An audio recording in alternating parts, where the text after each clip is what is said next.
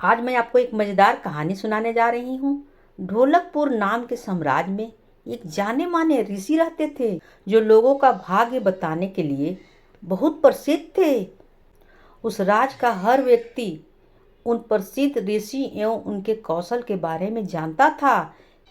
एक दिन उस ऋषि के बारे में वहाँ के राजा को पता चला। राजा के मन में भी अपने भविष्य को जानने के लिए इच्छा होने लगी। इसी के चलते उसने अपने सैनिकों को ऋषि के पास भेजा और पूरे आदर सम्मान से उन्हें महल लेकर आने का आदेश दिया और आमंत्रण दिया।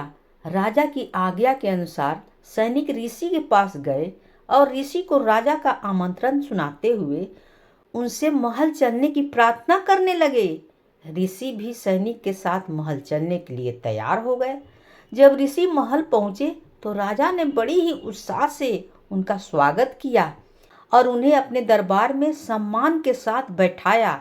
जब ऋषि ने थोड़ा आराम कर लिया तो राजा ने ऋषि के सामने अपने मन की इच्छा रखी और उनसे अपने भविष्य के बारे में पूछा। ऋषि ने राजा से उनकी जन्म कुंडली मंगवाई और उसे ध्यान से देखने लगे। कुछ देर तक राजा की कुंडली देखने के बाद प्रसिद्ध ऋषि ने राजा को बताया कि भविष्य में उनका भाग्य आशीर्वाद से भरा हुआ है और जीवन में सब कुछ अच्छा ही होगा। इस तरह ऋषि ने राजा के भाग्य के बारे में अच्छी अच्छी बातें बताई। राजा खुद से जुड़ी अच्छी भविष्यवाणी सुनकर बहुत प्रसन्न हुआ। उसने खुश होकर ऋषि को सोने और चांदी के उपहार दिए। इसके बाद राजा ने ऋषि से अपने भविष्य से जुड़े दुर्भाग्य के बारे में पूछा। राजा के पूछने के अनुसार ही ऋषि ने राजा के दुर्भाग्य से जुड़ी बातें भी बता दी। उन्हें सुनकर राजा बहुत क्रोधित हो गए।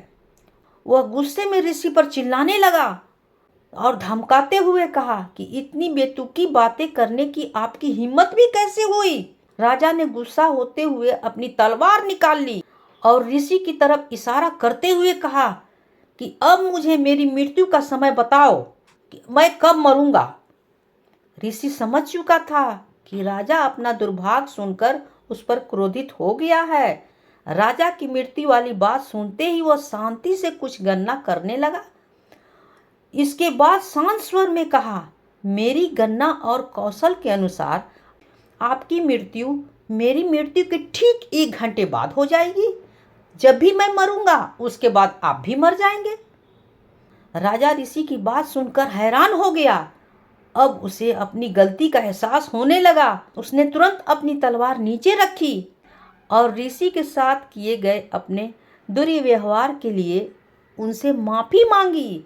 बाद में राजा ने ऋषि को ढेर सारा धन दिया और उन्हें वापस कुटिया में आदर एवं सम्मान के साथ भेज दिया। कहानी से सीख, मुश्किल परिस्थितियों में हमें समझदारी से काम लेनी चाहिए और मन को शांत रखना चाहिए। यह हुनर हमें हर परेशानियों से बाहर निकाल सकता है। ऋषि ने शांति पूर्वक और बुद्धि से काम लिया और अपनी जान बचा ली। कहानी होती है समाप्त।